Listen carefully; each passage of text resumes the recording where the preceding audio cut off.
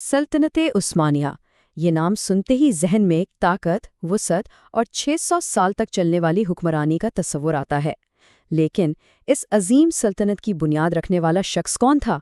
उस्मान अव्वल के बारे में असल में हम जानते कितना है? तो आइए आज तारीख की औराक पलटते हैं और उस पुरस्रार हुक्मरान की कहानी में उतरते हैं जिसके एक ख्वाब ने सच में दुनिया का नक्शा ही बदल कर रख दिया। जरा इस बात की गहराई को समझें। ये कोई मामूली कारनामा नहीं था। एक ऐसी सल्तनत जो 6 सदियों से ज्यादा चली, जो 3 बरआज़मों तक फैल गई और जिसने तारीख का रुख ही मोड़ दिया। ये सब कुछ उस्मान की रखी हुई बुनियाद पर खड़ा था। लेकिन यहीं पर कहानी में एक बहुत बड़ी उलझन पैदा होती है। इतनी बड़ी, इतनी अहम शख्सियत और उसकी अपनी जिंदगी के बारे में हमें तकरीबन कुछ भी पक्का नहीं पता। एक मशहूर मौरख हैं कॉलिन एम्बर, उनके अल्फाज में उस्मानियों की इब्तदाई तारीख एक ब्लैक होल की तरह है और इसे भरने की हर कोशिश सच्चाई के बजाय बस नई कहानियां और किस्से ही पैदा करती।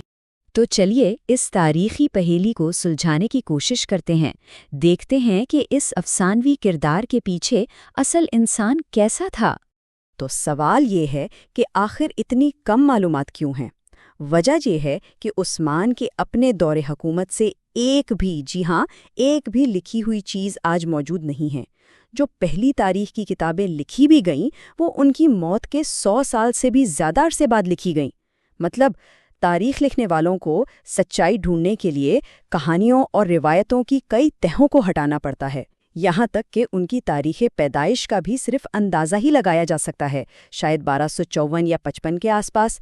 तो आप समझ सकते हैं कि ये कितनी बड़ी तारीखी पहेली है। तो फिर सवाल ये उठता है कि ऐसे में जब खुद उस्मान के बारे में इतना कम मालूम है, एक छोटी सी रियासत इतनी बड़ी सल्तनत में कैसे बदल गई? जवाब उस वक्त के हालात में छुपा है। एक ऐसा दौर जो दूसरों के लिए तबाही का था, लेकिन उस्मान के लिए मौकों से भरा हुआ था। ज़रा उस दौर का नक्शा जहन में लाएं। 13वीं सदी का आखिर, अनातोलिया में 2 बड़ी ताकतें बिखर रही थीं। एक तरफ मंगोलों ने सल्जूक सल्तनत को तकरीबन ख़त्म कर दिया था और दूसरी तरफ अजीम बाइज़ंतीनी सल्तनत अपने ही इलाकों पर कंट्रोल खो रही थी। इस खालीपन, इस पावर वैक्यूम को पुर करने के लिए मैदान में उतरी छोटी-छोटी तुर्क रियासतें, जिन्हें बेलिक कहा जाता था, और ये सब आपस में भी एक दूसरे के हरीफ थीं। और इन्हीं बलीकों में से एक थी उस्मान की, और उसकी लोकेशन बस कमाल की थी। एक तरफ तो कमज़ोर होती बाज़ंतीनी सल्तनत थी जिस पर हमला करना आसान था, और दूसरी तरफ मशरिक और जुनूब के ताकतवर मंगोल और तुर्कमान दुश्मनों से वो काफ़ी दूर महफूज थे। इस ज़बरदस्त जगह की वजह से उस्मान का इलाका एक मैग्नेटिस बन गया।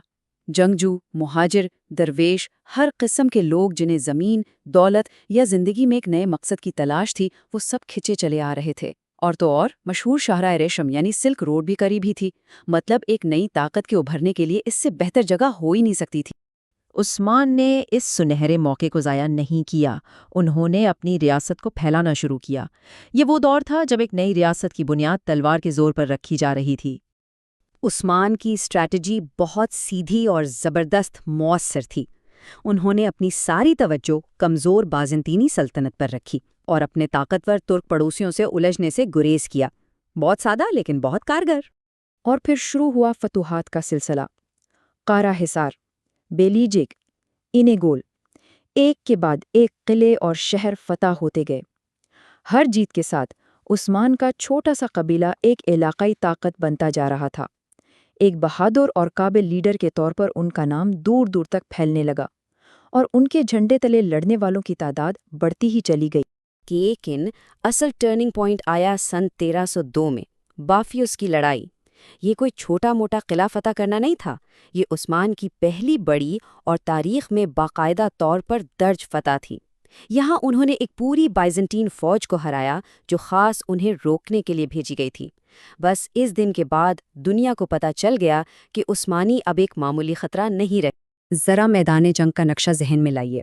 एक तरफ उस्मान के तकरीबन 5000 तेज़ रफ्तार घुड़सवार, दूसरी तरफ बैजंतीनी सल्तनत के तकरीबन 2000 फौजी, जिनमें किराए के फौजी भी शामिल थे।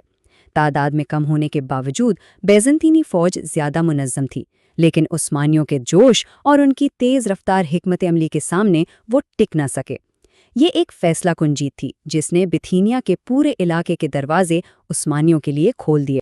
لیکن عثمان کی کامیابی کی وجہ صرف میدان جنگ کی فتوحات نہیں تھیں، اس کی بنیاد ایک بہت ہی طاقتور کہانی، ایک خواب پر بھی تھی، جس نے آنے والی صدیوں کے لیے ان کی سلطنت کا مقصد طے کر دیا۔ یہ کہانی ہے عثمان کے مشہور خواب کی۔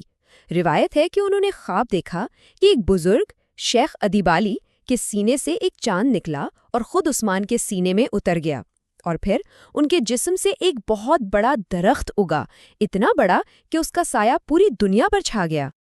اب یہ صرف ایک خواب نہیں تھا، یہ سیاسی طور پر ایک بہت ہی طاقتور پیغام تھا۔ پہلا، اس نے یہ بتایا کہ عثمانیوں کی حکومت کوئی عام قبضہ نہیں بلکہ خدا کی طرف سے دیا گیا ایک مقصد ہے۔ دوسرا، اس نے عثمان کے تمام ساتھیوں کو، چاہے وہ کہیں سے بھی آئے ہوں، ایک مشترکہ تقدیر کے احساس میں باندھ دیا۔ اور تیسرا، اس نے آل عثمان یعنی عثمان کے خاندان کی حکمرانی کو آنے والے 600 سالوں کے لیے ایک طرح سے جائز قرار دے دیا۔ تو آئیے اب عثمان کی زندگی کے آخری حصے کی طرف چلتے ہیں، جہاں ان کی زندگی بھر کی جدوجہد کا پھل ایک عظیم سلطنت کی بنیاد بننے والا تھا۔ عثمان کی زندگی کی آخری اور سب سے بڑی خواہش تھی ایک عظیم بازنطینی شہر بورسا کی فتح۔ بھرسا کا محاصرہ کوئی آسان کام نہیں تھا۔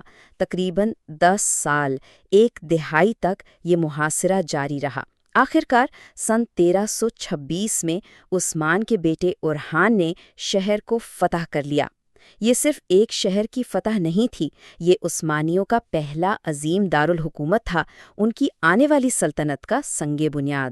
اور کہانی یہ بتاتی ہے کہ عثمان، جو اس وقت شدید بیمار تھے، انہوں نے اپنے بستر مرگ پر ہی برسا کی فتح کی خوشخبری سنی، اور بس یہ خبر سنتے ہی وہ سکون سے اس دنیا سے رخصت ہو گئے۔ ان کی زندگی کا اختتام ان کی سب سے بڑی جیت کی خبر کے ساتھ ہوا۔ لیکن عثمان کی میراث ان کے جانے کے بعد بھی زندہ رہی۔ تلوار عثمان کے نام سے ایک خاص تلوار، جو ان کے بعد آنے والے ہر عثمانی سلطان کی تاج پوشی کے رسم کا حصہ بنی۔ یہ تلوار اس بات کی علامت تھی کہ سلطان کوئی بھی ہو، اس کا پہلا کام ایک جنگجو کا ہے، بالکل ویسے ہی جیسے سلطنت کا بانی عثمان ایک جنگجو تھا۔ آخر میں عثمان کی کہانی ہمیں ایک بہت گہرے سوال پر لا کر چھوڑ دیتی ہے۔ تاریخ اصل میں بنتی کس چیز سے ہے؟ تلوار کی طاقت سے یا پھر ایک طاقتور کہانی سے؟